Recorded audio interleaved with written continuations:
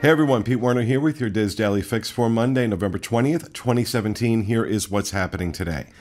Now, first off, in the ongoing drama between Disney and insurance company AIG, looks like Disney has won the first round of that battle.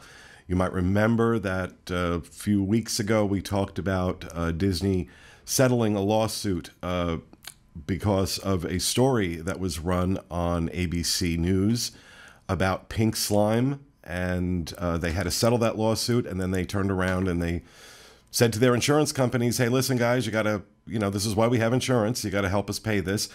All their insurance companies paid except AIG, and a judge has now said that AIG has to go to arbitration. As a matter of fact, the judge pretty much ruled across the board for Disney in everything they were asking, because AIG was putting up all this stuff about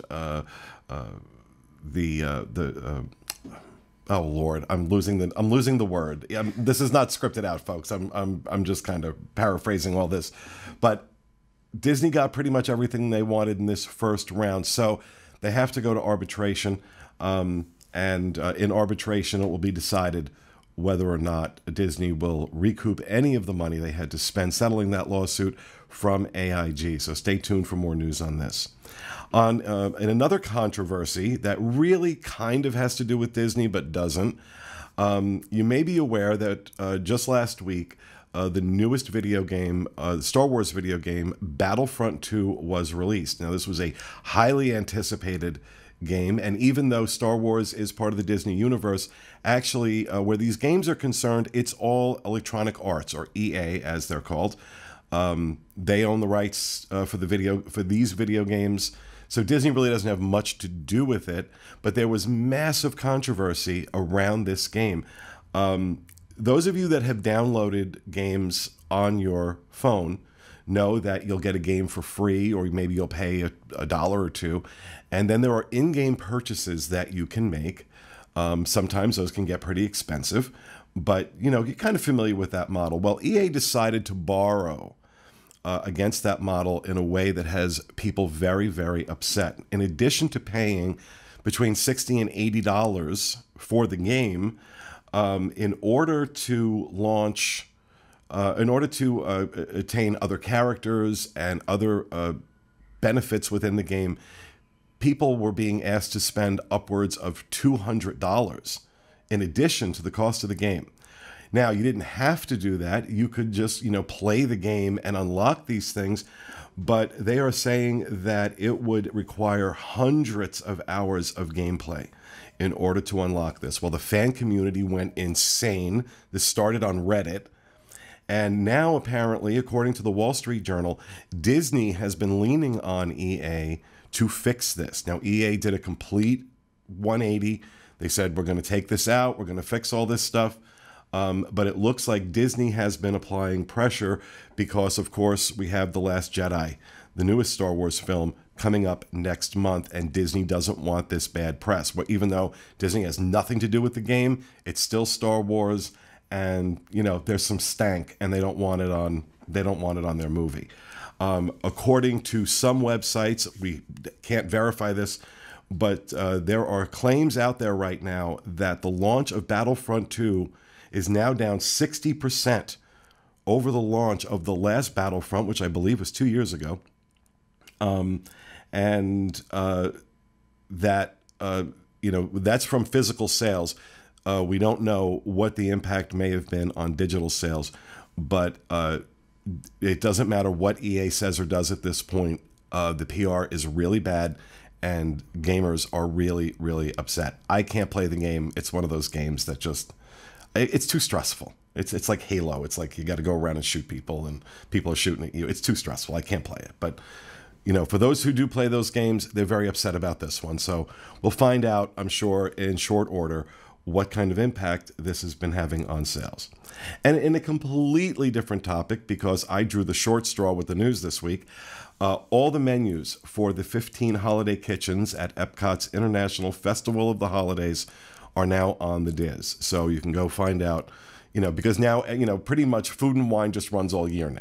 So we do Flower and Garden has food kiosks, Food and Wine has food kiosks. Now the holidays have food kiosks. I'm sure we're going to have 4th of July food kiosks at some point. Maybe International Grandparents' Day is going to have its own set of kiosks. I wouldn't be surprised. But if you want to check out what the holiday kitchens are offering at Epcot this year, head over to wdwinfo.com for more. And in a perfect segue, over on the Diz today, our contributor Declan Floyd has an article, Disney, please stop premature holiday decorations in your park. I say this laughing because I'm sitting in a room that is full of holiday decorations. I decorate right after Halloween, okay? Please go check out the article. But Declan, I got to say this. There's a lot of people that aren't able to come during the month of December. So I know for a lot of folks, it really means a lot that they come in early November, mid-November. They're getting that Christmas experience, that holiday experience while they're here. So I'm actually okay with it. What I'm not okay with is Disney not taking those decorations down until like the end of January. Pretty much January 2nd, these, they should be down, but that's another argument. Also over on the Diz today, contributor Kevin Flores has an article about doing a no-ride day at Disneyland, basically what he likes to do at Disneyland that does not involve going on any rides. So you can head over to the Disneyland section of the Diz, wdwinfo.com/Disneyland, to check that out.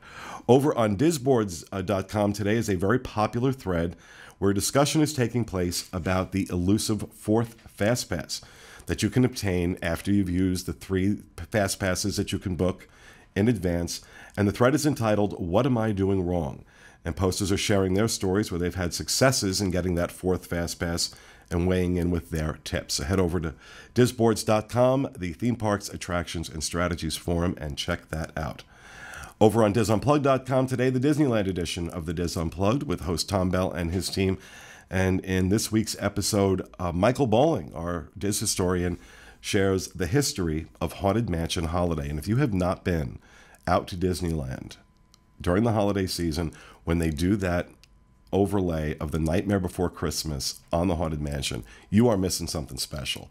That is absolutely awesome. So if you ever get a chance to check that out, please do. And finally, if you're headed into the parks in Orlando tomorrow, the weather is going to be kind of nasty. Thunderstorms are predicted with a high of 76 and a low of 63. Out in Anaheim, partly cloudy skies with a high of 85 and a low of 57. You can find links to all these stories and more on our Daily Fix main page at wdwinfo.com/dailyfix. That will do it for me today. Join us again tomorrow for the next installment of the Diz Daily Fix. Have a great day and happy Thanksgiving.